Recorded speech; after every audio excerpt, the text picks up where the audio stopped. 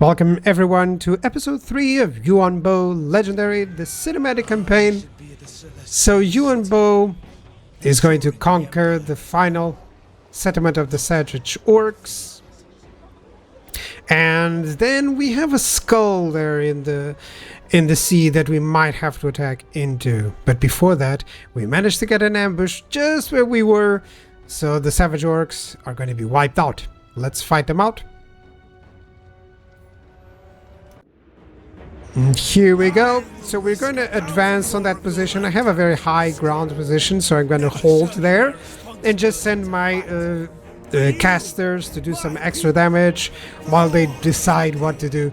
Now, of course, my cavalry and flyers are going to go against the enemy missiles, which is just a couple of them, if not mistaken. So, yeah, most of this is heavy infantry, so I'm counting on destroying the utter lack of missiles that they have before turning on this mass of infantry, which is now already, of course, being peppered down by arrows. Let's go!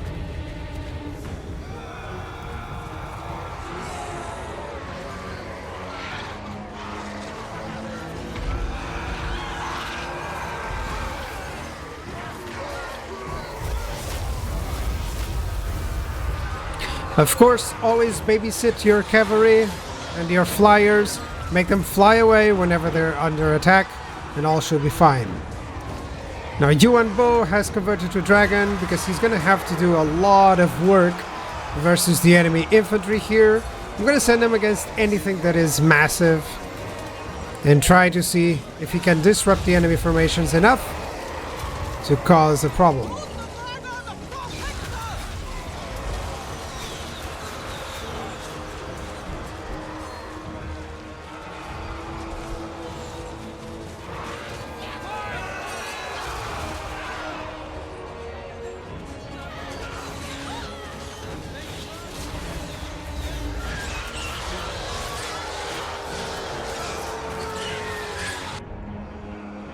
As you can see, the battle is going well, most of the infantry is routing, and the second wave, let's say, of those who were late to the party is now under attack by Yuan Bo.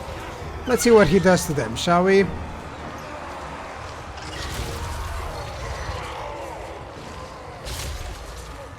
Wait, he's eating one of them! Oh, that was awesome! Is he gonna do it again? No, okay, he's not gonna do it again. I hope you caught that.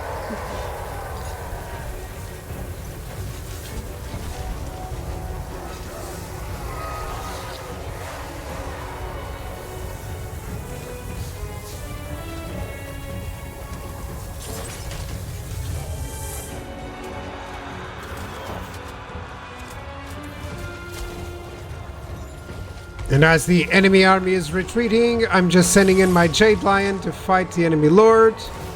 You can hear the call for the retreat from them. I think even just sending Yuan Bo here will decide the factor.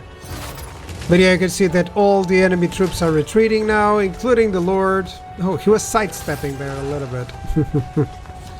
But bye-bye, enemy lord. You won't cause us any more trouble.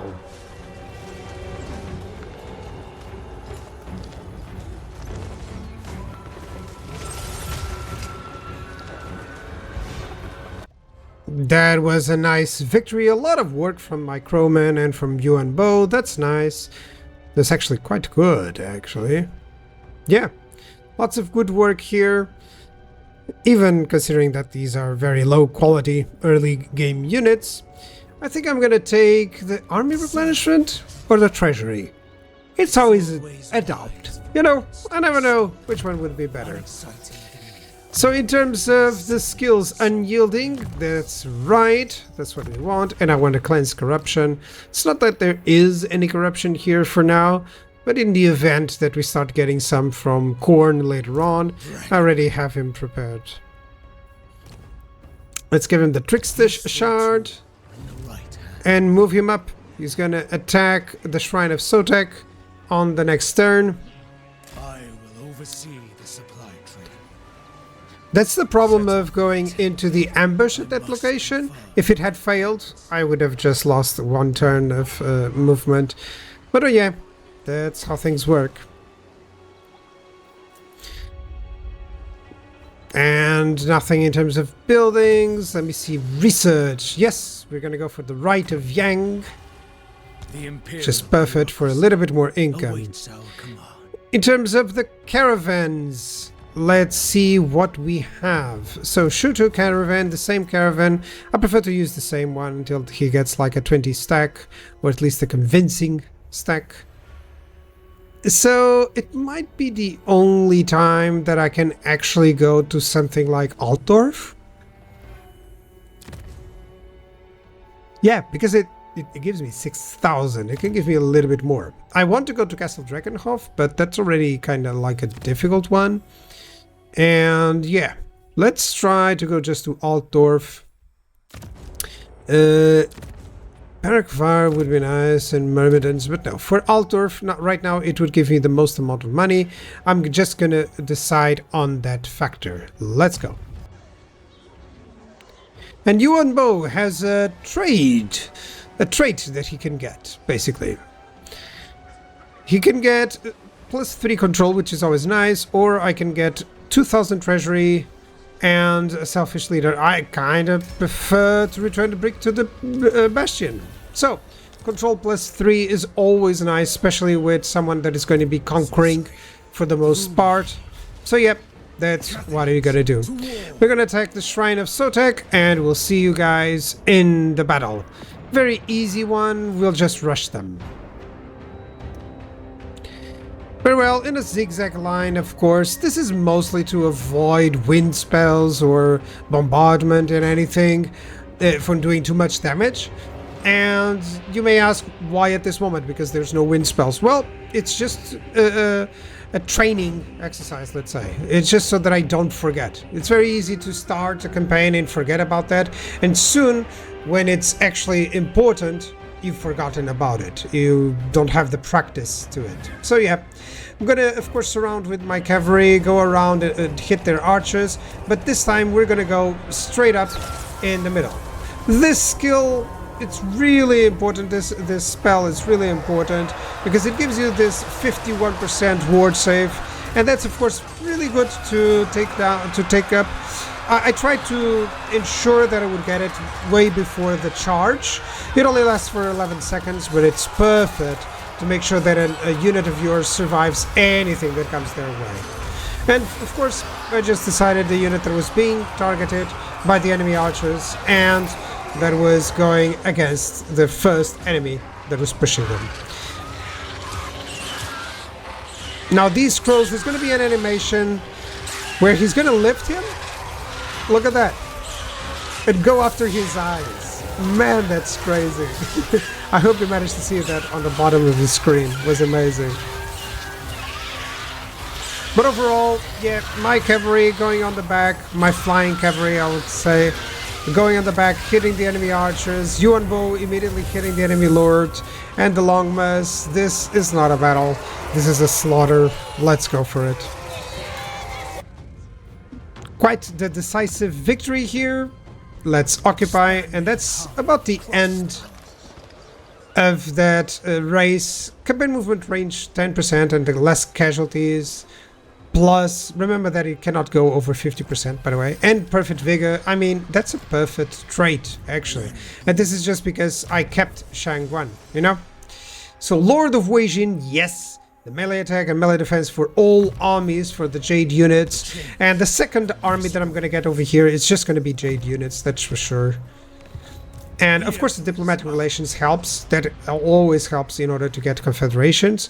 Even though I'm going to dodge a few. Spoiler alert, I'm going to dodge a few of those in the future. Precisely because it's going to be a problem to do so.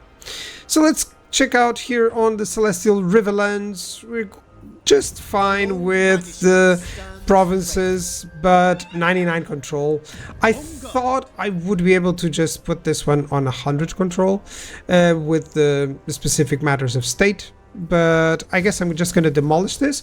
I don't need too many more cavalry, I already built 4. So I can just demolish that and then go for better units. and something for control or growth so that I can get more control later on. I'm also going to use the compass for next turn to go for the same. Control is really important, especially in the early game where you have that problem, of course, with control, especially playing on legendary.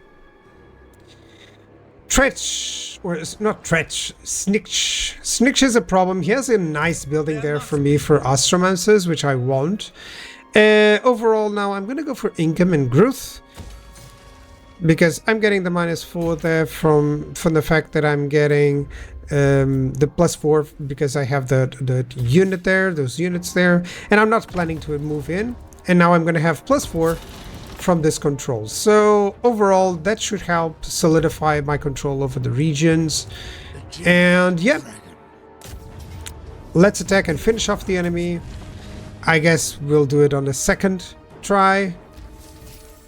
Upkeep -8%, that's perfect. That's exactly the type of units that we're going to have, like at least 7 or 6 of them. So yeah, that's already -8% upkeep. It helps, especially considering that I'm not going to go any blue line with Yuan Bo. It's just too expensive and will deter us or stop us from going into his spells or other abilities. So let's just move over here. We want to go on that skull. Who knows what riches lie beyond it. Caravan has encountered some scavengers, so more stuff to sell in exchange for some Chaos Undivided. Yes, I have no problem with corruption. Actually, I'm glad I got some corruption denial from that gatekeeper. So yep, that hero is now going to be worth its value and gold. And I'll face a nice foe in battle. This is always a big problem. It could have been way worse. Could have some Leviathans there. But even then, this is a difficult battle. I'm not predicting not to lose anything. I have to be careful. And yep, the main idea here is to move straight over. I have no doubt that I can win the battle. I have a doubt that I can win without losing any units, because mainly everything that is over there just hits so damn hard. But well, that's what we're gonna try to do. Shem's Burning Gaze. Let's go. Hit the best unit that they have, these close quarters hand cannons. Those are terrifying against anything large, as you're going to see. Oh, they turned around. No! That unit is gonna fall so fast. But still, the purpose is just to use these as a distraction so that my main army can approach. I guess because my main infantry army has shields, I could have waited. But still, it would be a terrifying amount of damage on anyone, even with shields.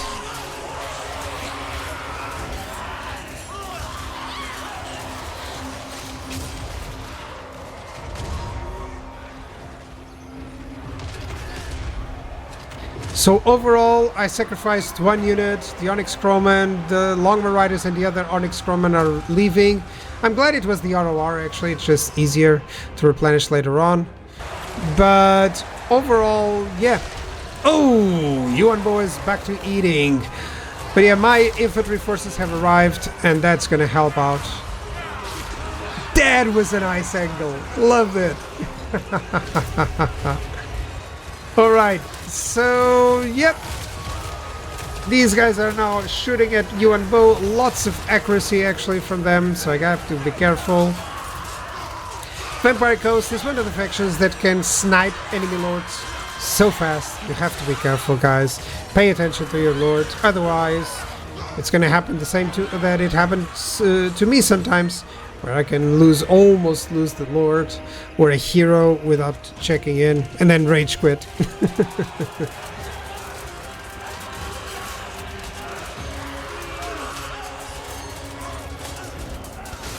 Beautiful view of those Longman Riders just arriving to the battle. That's perfect. Cavalry and mobility is going after the missile units. So anyone that is mobile is going to go there. And I have lured this unit out of the way, which is great. Yuan Bo is helping out tremendously. These crowmen also doing a lot of damage. And the lion just wants pets. He just wants some belly pets. So yep. Enemy Lord is nearly dead. My Gatekeeper is targeting him. I'm sad that I don't have the Executioner ability ready, because otherwise he'll be dead. But still, very soon, splitting up the damage to everyone so that I get a faster army losses. And Yuan Bo has the last snack before the end of the battle. I hope you heard that snack. Yep, I lost the Empress Crowman. I guess it's fine. It's not one of the units that I absolutely need for the early game. I can replenish it in 10 turns. And it should be on a secondary army that would have a lot of Jade units as well, but more with a flying set of Onyx Crowmen. Cloak of the Wood, that's good. Stalk, that's nice for him. Cloak of the Moonwind, sorry. So he now has Stalk and Unspottable for a dragon. That's perfect, actually. Yep, let's replace that. That's actually a great find. Great find for that.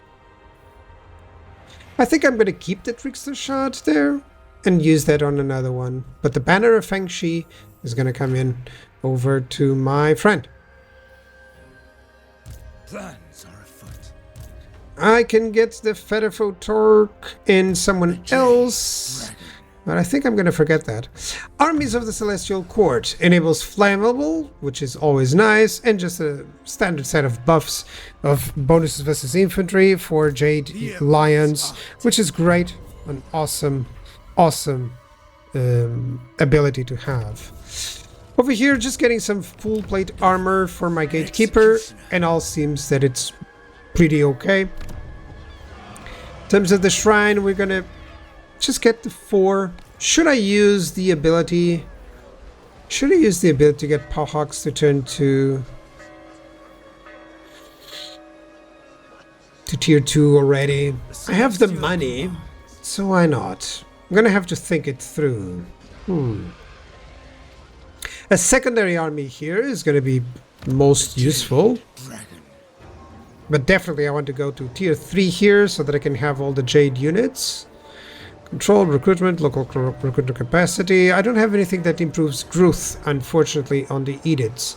But oh well, that'll have to be it. Thank you very much for watching. I'll see you guys on the next episode. Bye bye.